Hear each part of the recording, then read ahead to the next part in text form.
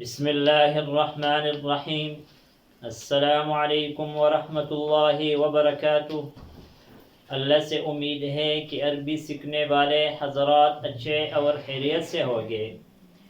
ہم نے اسماء الامراض کو شروع کیے تھے، بعض اسماء ہم نے پڑھ لیے، آج مزید پڑھیں گے۔ اسماء الامراض کا معنی میں نے پڑھ لیا تھا کہ اسماء الامراض بیماریوں کے نام، اسماء اسم کی جمع ہے، نام کو کہا جاتا ہے، الامراض مرض کی جمع ہے، بیماری کو کہا جاتا ہے۔ لیکن جو ساتھی اس چینل پر نئے ہو اس سے گزارش ہے کہ اس چینل کو سبسکرائب کرے اور ویڈیو کو لائک کرے اور کمنٹ سیکشن میں اپنے رائے کا اظہار ضرور فرمائیے۔ جزاکم اللہ خیرا۔ حب بصر، پنسی، پنسی کو جو چھوٹے چھوٹے دانے ہوتے ہیں ایک بیماری ہے، اس کا نام، اس کو عربی میں حب اور بصر کہا جاتا ہے۔ حب بصر۔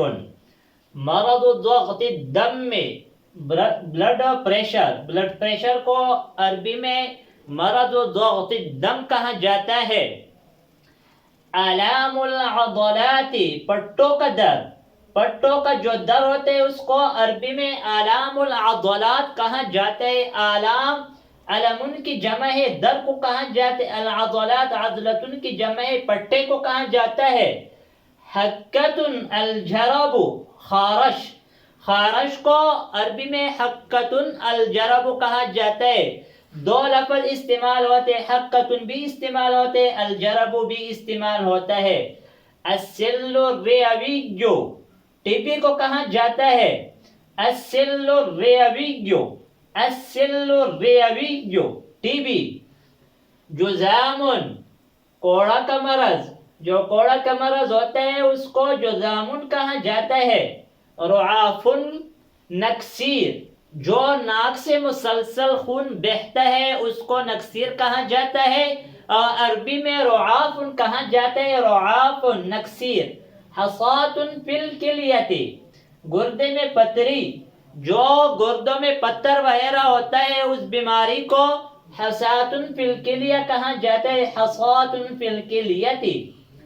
داء الشقیقۃ، آدھے سر کا درد، آدھے سر کا جو درد ہوتا ہے اس کو عربی میں داء الشقیقہ کہا جاتا ہے۔ جو مکمل سر کا درد ہوتا ہے اس کو صداع کہا جاتا ہے۔ الم الرأس یا وجع الرأس کہا جاتا ہے، جو ہم نے پچھلے سبق میں پڑھ لیا تھا۔ داء الشقیقہ آدھے سر کے درد کو کہا جاتا ہے۔ التقیع، قیء، الٹی کرنا، الٹی کرنا، عربی میں اس کے لیے استعمال ہوتے التقیع، قیء، دو لفظ استعمال ہوتے ہیں۔ آج ان الفاظ پر اکتفا کریں گے، آئندہ ویڈیو میں ملیں گے۔ جزاکم اللہ خیرا۔ السلام علیکم ورحمۃ اللہ وبرکاتہ۔